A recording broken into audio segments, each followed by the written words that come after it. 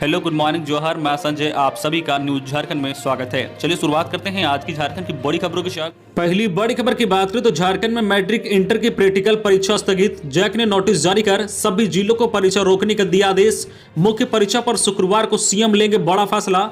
Jharkhand academic council ने matric और inter की प्रैक्टिकल परीक्षा पर रोक लगा दी है। कोविड के बढ़ते मामलों को देखते हुए यह निर्णय लिया गया है। जेक की तरफ से गुरुवार देर शाम नोटिस जारी कर सभी स्कूल को तत्काल प्रभाव से इसे स्थगित करने का आदेश दिया गया है। जेक ने कहा है कि कोविड-19 से उत्पन्न परिस्थितियों के मद्देनजर इसे स्थगित किया जा रहा है, जो इस पर अगली सूचना जल्द जारी की जाएगी। वही 4 मई से शुरू होने वाली मैट्रिक और इंटर की मुख्य परीक्षा पर शुक्रवार यानी आज सीएम निर्णय लेंगे। सीएम ने कहा है कि जब केंद्र सरकार ने सीबीएसई बोर्ड परीक्षा रद्द कर दी है तो राज्य की परीक्षाओं पर भी गंभीरता से विचार करने की जरूरत है।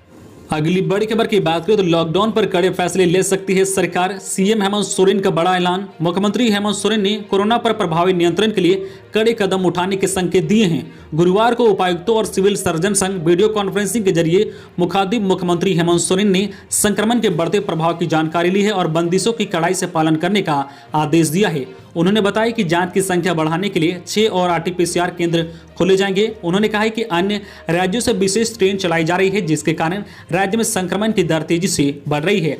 राज्य सरकार केंद्र द्वारा दी जा रही गाइडलाइन के मुताबिक कार्य कर रही है। वही 10वीं और 12वीं की परीक्षा को लेकर भी जल्द फैसला लिया जाएगा। सरकार आज शुक्रवार को इस पर निर्णय ले सकती है। बैठक में स्वास्थ्य मंत्री बन्ना गुप्ता, मुख्य सचिव सुखदेव सिंह और मुख्यमंत्री के प्रधान सचिव राजू अरुण एक्का उपस्थित थे। देवघर को छोड़ सभी उपायुक्तों ने बैठक में मौजूदगी दर्ज कराई। अगली बड़ी खबर की बात करें तो कल से चलेगा 11 दिन का विशेष टीकाकरण अभियान। राज्य में 45 वर्ष से अधिक आयु के लोगों का टीकाकरण के लिए 17 अप्रैल से 1 मई तक टीकाकरण का विशेष अभियान चलेगा। 11 दिवसीय यह अभियान 6 चरणों में चलेगा। स्वास्थ्य सचिव के सोन ने राज्य के सभी उपायुक्तों को पत्र भेजकर इसके लिए तैयारी करने का निर्देश दिए हैं। 6 चरणों में यह अभियान 17 से 18, 20 से 21, 23 से 24, 26 से 27, 29 से 30 अप्रैल और 1 मई को चलाया जाएगा।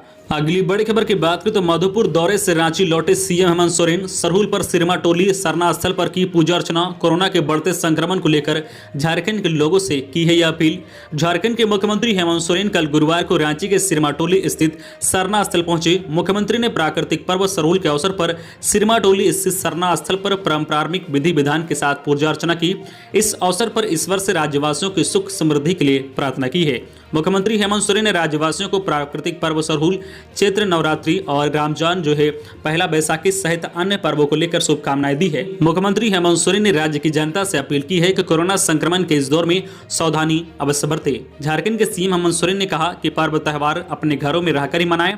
अगली बड़ी खबर की बात करें तो राज्य के बीएड कॉलेज की आधी सीट रह गई है खाली। झारखंड में 136 बीएड कॉलेज में 3 राउंड काउंसलिंग के बाद भी अब तक लगभग 6000 सीट रिक्त रह गई है।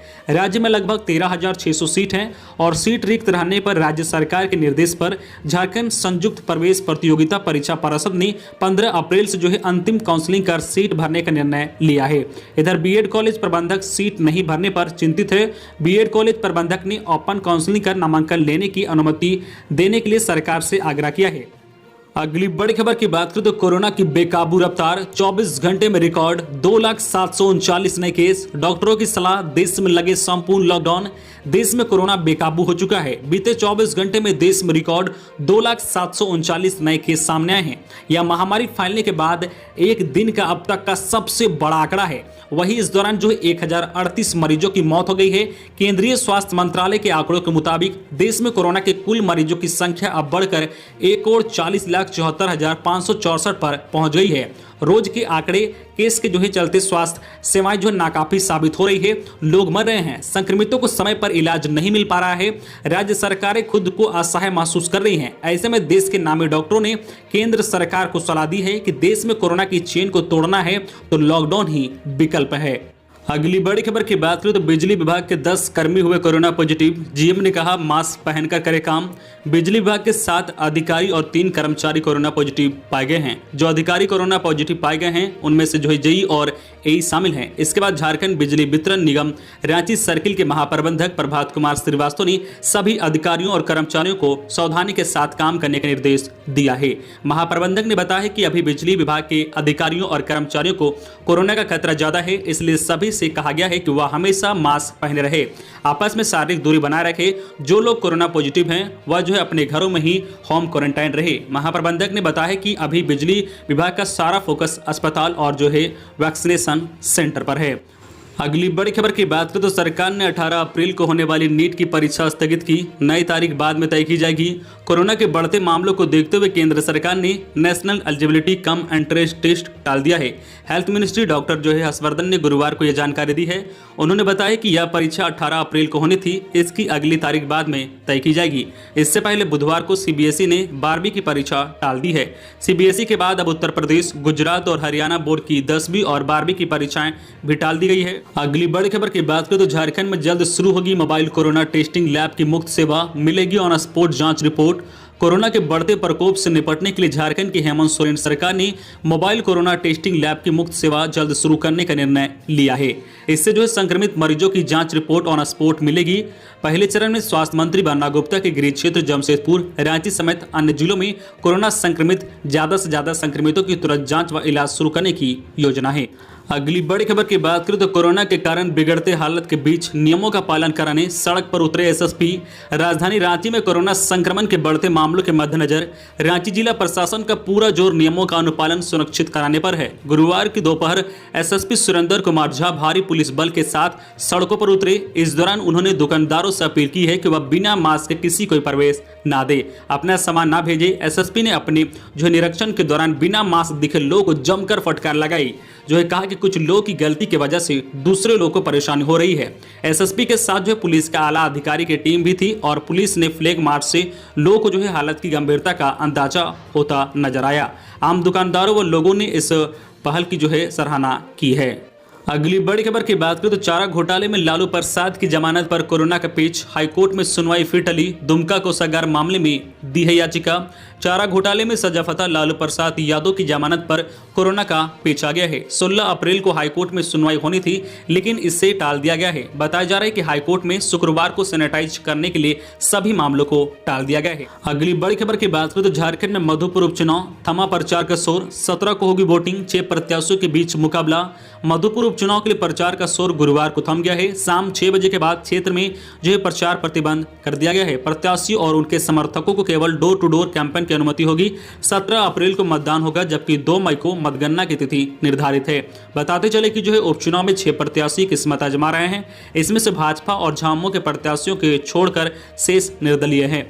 अगली बड़ी खबर की बात करें तो सीबीएसई की तर्ज पर जैक की ओर से ली जाने वाली परीक्षा को रद्द करने की मांग। झारखंड पेरेंट्स एसोसिएशन के अध्यक्ष अजय राय ने गुरुवार को झारखंड एकेडमिक काउंसिलिंग जैक के अध्यक्ष को पत्र लिखकर विषय जो है सीबीएसई की तर्ज पर जैक की ओर से ली जाने वाली परीक्षा को रद्द किए जाने की मांग की है। पत्र में उन्होंने कहा है कि झारखंड पेरेंट्स एसोसिएशन आपका ध्यान वर्तमान में रांची सहित पूरे राज्य के अंदर कोरोना के बढ़ते संक्रमण की ओर दिलाते हुए कहना चाहता है कि जिस तरह से कोरोना अपने पूरे रफ्तार पर है और इससे हालत बद से बदतर हो गए हैं। लोगों को जो है अपनी जान माल की रक्षा के लिए दर दर की ठोकरें खाना पड़ रहा है, बावजूदा जान बचाई नहीं जा सक रही है। इन परिस्थितियों में जैक की ओर से आयोजित की जाने वाली परीक्षा 10वीं और 12वीं की कैसे आयोजित की जाए, यह अभिभावकों के लिए एक बड़ा सिरदर्द बना हुआ है। एसोसिएशन आपसे मांग करती है कि जिस तरह से सीबीएसई ने इस पर निर्णय लिया है, उसी तर्ज पर एकेडमिक काउंसिलिंग भी इस पर निर्णय ले और तत्काल 10वीं और 12वीं की परीक्षा रद्द करे। अगली बड़ी खबर की बात करें तो झारखंड में निजी एम्बुलेंस का किराया तय। सामान्य एम्बुलेंस को 500 रुपये में 10 किलोमीटर तक मरीजों को छोड़ना होगा। ऑक्सीजन सप्लाई के लिए अलग से चार्ज नहीं। राज्य सरकार ने निजी एम्बुलेंस संचालकों द्वारा मरीजों को घर से अस्पताल तथा अस्पताल से जो है घर तक पहुंचाने के लिए भाड़े की दर तय कर दी है। इसके तहत सामान्य एम्बुलेंस बिना वेंटिलेटर के जो है संचालक यात्रा के आरंभ से अधिकतम 10 किलोमीटर तक की दूरी के लिए 500 रुपये जो है मरीजों से ले सकेंगे और 10 किलोमीटर के बाद की दूरी की गणना प्रति किलोमीटर अधिकतम 12 रुपये की दर से ले सकेंगे। इसी तरह जो है वेंटिलेटर सहित एडवांस एम्बुलेंस के संचालक यात्रा के आरंभ से अधिकतम 10 किलोमीटर की दूरी तक 600 रुपये जो है ले सकेंगे और जो है 10 किलोमीटर के बाद जो है तय दूरी के हिसाब से 14 रुपये प्रति किलोमीटर की दर से ले सकेंगे। मरीजों के ऑक्सीजन सप्लाई के लिए एम्बुलेंस संचालक को अलग से भुगतान नहीं किया जाएगा। अगली बड़ी खबर की बात करें तो सिमडेगा में पीएलएफआई उग्रवादी गिरफ्तार। गांव आने की सूचना पर पुलिस ने की कार्रवाई। चट्टान के पीछे छिपा कर रखा था पिस्तौल और कारतूस बरामद।